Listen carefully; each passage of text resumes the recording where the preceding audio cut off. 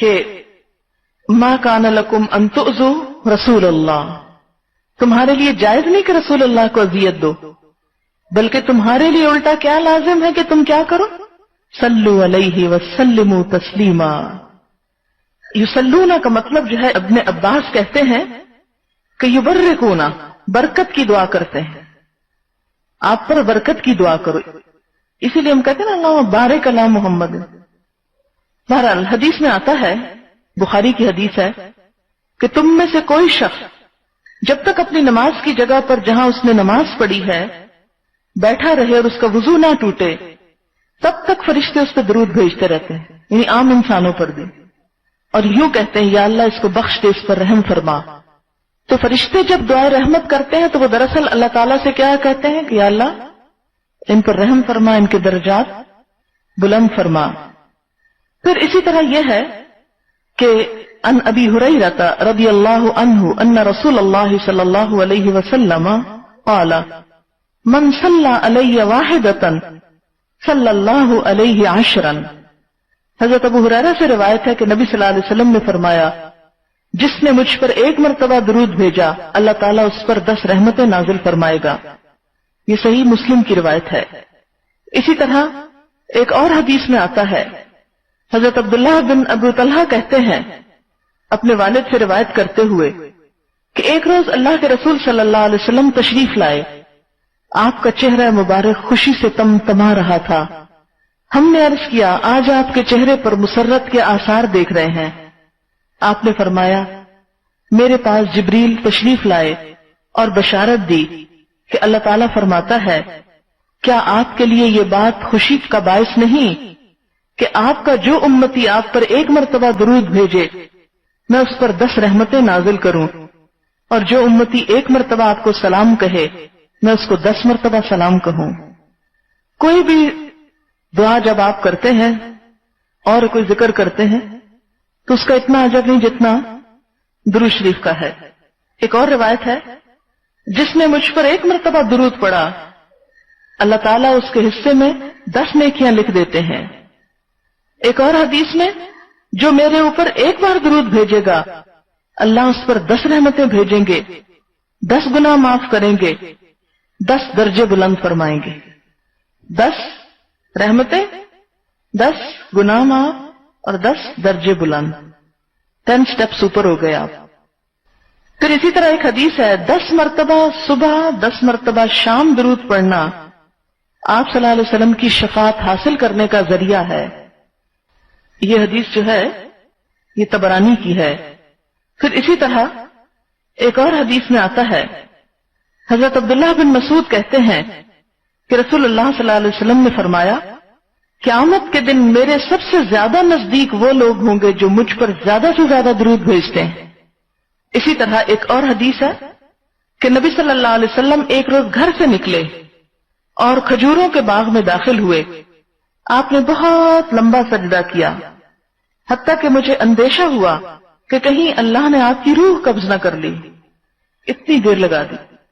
حضرت عبد الرحمن بن عوف کہتے ہیں کہ میں رسول اللہ صلی اللہ علیہ وسلم کی طرف ہی دیکھ رہا تھا کہ آپ نے سر اٹھایا اور فرمایا کیا بات ہے؟ میں نے بات بتائی تو آپ نے ارشاد فرمایا کہ جبریل علیہ السلام نے مجھ سے کہا اے محمد صلی اللہ علیہ وسلم کیا میں آپ کو ایک بشارت نہ دوں؟ اللہ تعالیٰ فرماتے ہیں جو شخص آپ پر درود بھیجے گا میں بھی اس پر رحمت نازل کروں گا، جو آپ پر سلام بھیجے گا میں بھی اس پر سلام بھیجوں گا۔ امت کا درود اور سلام حضور صلی اللہ علیہ وسلم تک پہنچایا جاتا ہے۔ وہ کیسے؟ اس کے بارے میں نسائی کی روایت ہے، حضرت عبداللہ بن مسعود کہتے ہیں آپ صلی اللہ علیہ وسلم نے فرمایا بے شک اللہ سبحانہ وتعالی کے فرشتے زمین میں پھرتے رہتے ہیں اور میری امت کا سلام مجھے پہنچاتے ہیں، یعنی ہماری ڈائریکٹ آواز نہیں آپ سنتے، فرشتے آپ کو پہنچاتے ہیں۔ نبی صلی اللہ علیہ وسلم نے فرمایا میری قبر کو میلہ نہ بناؤ اور نہ ہی اپنے گھروں کو قبرستان بناؤ، تم جہاں کہیں بھی ہو مجھ پر درود بھیجتے رہو، تمہارا درود مجھے پہنچا دیا جاتا ہے۔ اب ہم نے کیا کیا اس کے برعکس کہ حضور کو خود بلا لیتے ہیں اپنے گھر اور پھر ان کو دیتے ہیں یہ لیں تحفہ آپ کے لیے جو ہم نے درود پڑھا، اور ہمیں کیا سکھایا گیا؟ اللہم صلی علی محمد. ہم کہتے ہیں الصلاۃ والسلام علیک یار. اللہ کو بیچ میں لاتے ہی نہیں. آپ پر سلام ہو، آپ پر درود ہو اللہ کے رسول. یہ اس کا مطلب بنتا ہے. بہت سے لوگ جھگڑا کرتے ہیں یہ کیوں نہ پڑھے. آپ ذرا دیکھیں نا، ایک ہے اللہم صلی علی محمد وعلی آل محمد کما صلیت علی ابراہیم وعلی آل ابراہیم انک حمید مجید. اللہم بارک علی محمد وعلی آل محمد کما بارکت علی ابراہیم وعلی آل ابراہیم انک حمید مجید. کتنا جامع درود. اور دوسرا جو ہم نے ہر وقت اپنے زبان پہ رکھا ہوا ہے، الصلاۃ والسلام علیک یا رسول اللہ. کیا ہم خود نبی صلی اللہ علیہ وسلم کے درود اور سلام کا حق ادا کر سکتے ہیں؟ ہم تو نہیں کر سکتے. ہم خود دے سکتے ہیں، آپ کو پکڑا سکتے ہیں؟ نہیں. ہم پہنچا سکتے ہیں؟ نہیں. تو ہمیں کیا طریقہ سکھایا گیا؟ کیا کرو؟ اللہ تعالیٰ سے ریکویسٹ کرو، دعا کرو کہ یا اللہ آپ یہ تحفہ ہمارا ان تک پہنچا دیں اور آپ یہ رحمتیں ان پر نچھاور کریں. کون سا طریقہ زیادہ احسن ہے؟ ایک یہ کہنا کہ آپ پر ہو، الصلاۃ والسلام علیک یا رسول اللہ، آپ پر ہو بس. کیسے ہو، کون کرے، کیا، کچھ بھی نہیں. اور خیر بھی سیلف میڈ، خود ساختہ. ایک چیز کو خود حضور صلی اللہ علیہ وسلم نے اس کا سلیقہ سکھایا، کیونکہ صحابہ کرام نے کہا نا کہ یا رسول اللہ صلی اللہ علیہ وسلم آپ نے سلام کا طریقہ تو سکھا دیا، صلات کا طریقہ بھی سکھا دیا. اور سلام کا طریقہ کیا تھا؟ التحیات للہ والصلوات والطیبات السلام علیک ایھا النبی ورحمۃ اللہ وبرکاتہ السلام علینا وعلی عباد اللہ الصالحین. یہ ہے سلام کا طریقہ جو نماز کا ایک لازمی حصہ ہے. آپ کو پتہ ہے اس کے بغیر نماز نہیں ہوتی، تشہد کے بغیر. تو اس کے بعد پھر یہ بھی رکھا گیا کہ صلاۃ ایسے اللہم صلی علی محمد and so on. بہرحال پھر بات یہ ہے کہ درود شریف جنک دعا کی قبولیت کا ذریعہ بنتا ہے. جب ہم دعا کے شروع میں پڑھتے ہیں تو اس سے دعا قبول ہوتی ہے. حضرت عبداللہ بن مسعود کہتے ہیں کہ میں نماز پڑھ رہا تھا، نبی صلی اللہ علیہ وسلم کے ساتھ ابو بکر اور عمر رضی اللہ تعالی عنہما بھی شریک تھے.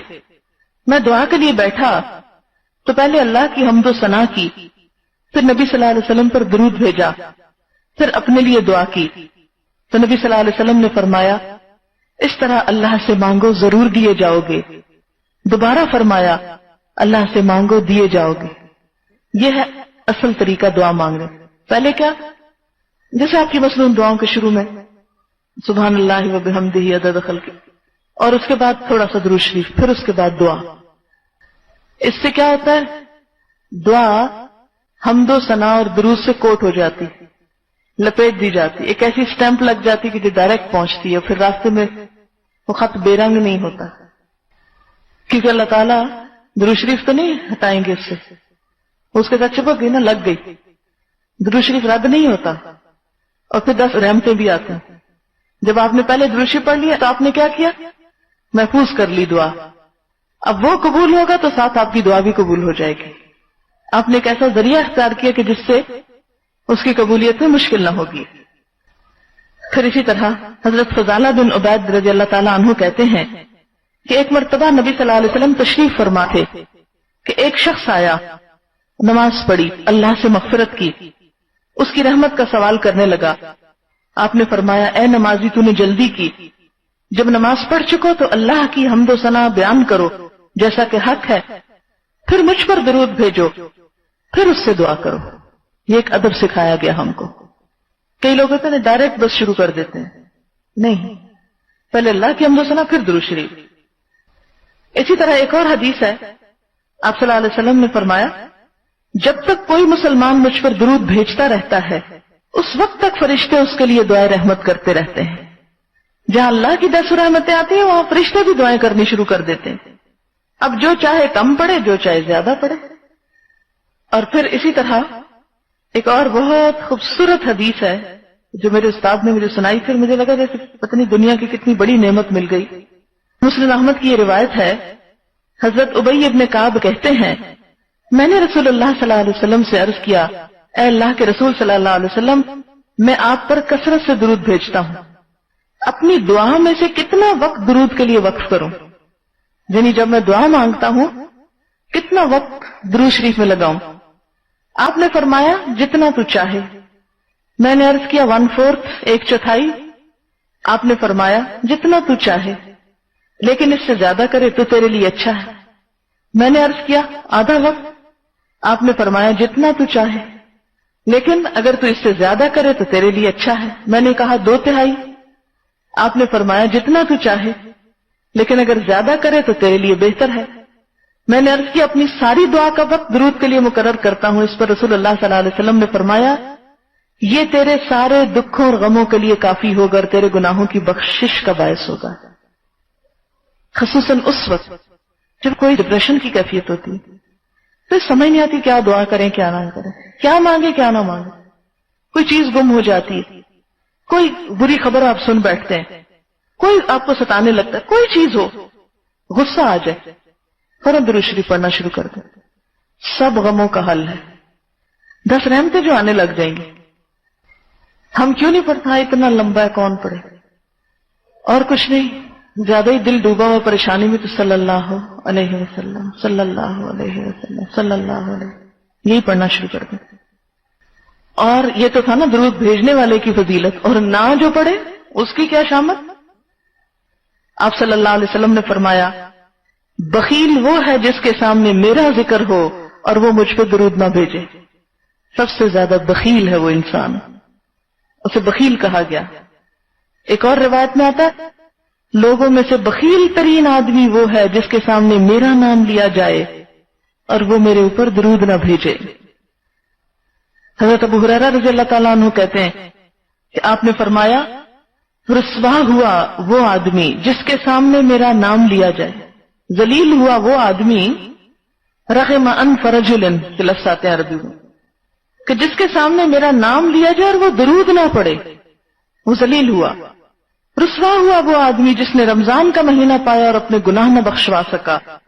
رسوا ہوا وہ آدمی جس کے ماں باپ بڑھاپے کو پہنچے اور وہ ان کی خدمت کر کے جنت میں نہ داخل ہوا. ان تینوں کے لیے رسوائی کی بات کی گئی. اور یہ بات آپ نے اس وقت فرمائی تھی جب آپ ممبر پہ تشریف لے جا رہے تھے اور ہر سیڑھی پہ آمین آمین آمین کہا. جبریل نے دعا کی اور آپ نے آمین کہی. تو قبول کرنے والا پھر کون ہے؟ اللہ. کتنی بڑی بات ہے. اسی طرح ایک اور حدیث میں آتا ہے آپ نے فرمایا اگر کسی مجلس میں اللہ کا ذکر اور رسول کریم پر درود نہ بھیجا جائے تو مجلس والے نقصان میں ہیں. اسی لیے آپ کو پتا جب میں آتی ہوں تو لیسن شروع کرتی ہوں تو کیا کہتے ہیں نحمدہ ونصلی علی رسولہ الکریم اما بعد, یعنی اس کے بعد ہے باقی سب باتیں. سب سے پہلے یہ بات. تو اس کو یہ نہ سمجھے کہ یہ میری عادت ہے تو یہ میری عادت ہے, نہیں, یہ ایک مجلس کی ضرورت ہے. شاید باقی مجلس میں ہم کوئی ایسی بات نہ کر پائیں اور ہماری مجلس اس کے بغیر ہی ختم ہو جائے.